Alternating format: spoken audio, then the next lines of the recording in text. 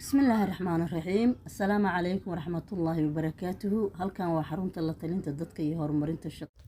wuxuu noqonayaa ari aan caadi ahayn oo nafaqaysan oo geeda cunahan cagaarkan cuna ay sheedi geedahan cuna oo geedkan saatan geedahan saatan bay cunaan laakiin haddii geedahan soo bixi lahaayeen oo geeda soo baxa oo roob ku da'o oo nafaqaysan noqon lahaayeen lama gaari karo wax la gaari karo may ahaadeen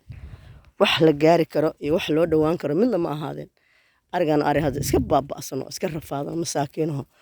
waxa waaye baadiyii inta looga tagay laga hayaamay markaan leeyahay laga roob dooftay waaye oo abaar ah dhulku iska abaar yahay waa kaas dhulku abaar geedaha si u egyihiin fiirida abaar hal geed wax la cuni karo kuma jiraan sidoo u egyahay fiir geedkan waa iska abaar ariga waa kaas waa ari masaakiin dhibaataysan arinkaas ilaahay baan u baryeynaa in ilaahay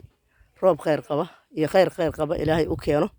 oo dadkan reer miyiga xoolahan haysta ilaahay imaartay ka badbaadsho maanta iyo maalin kaleba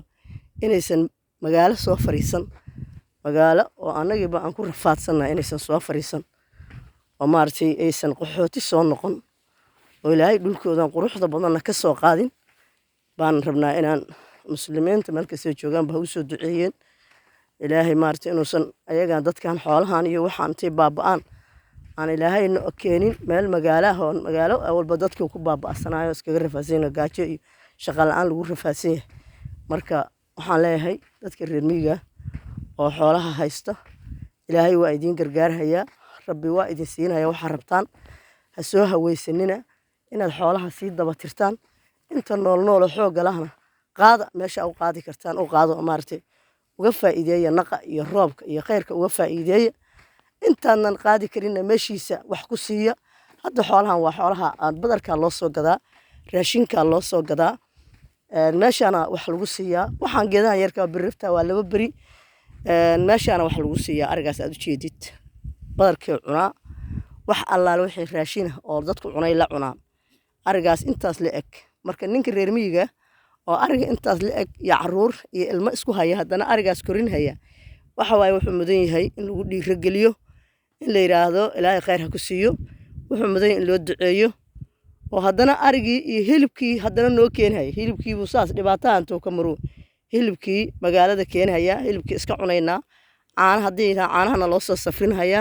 subag hadduu leeyahay subagana loo soo safrinaya marka waxaan leeyahay dadka reer miyiga oo xoolaha haystaana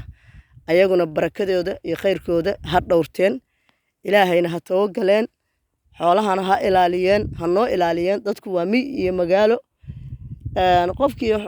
bidhiilaah oo ka carara oo miyigii ka carara oo magaalo iska aadaana wax weyn wallaahi ma haysto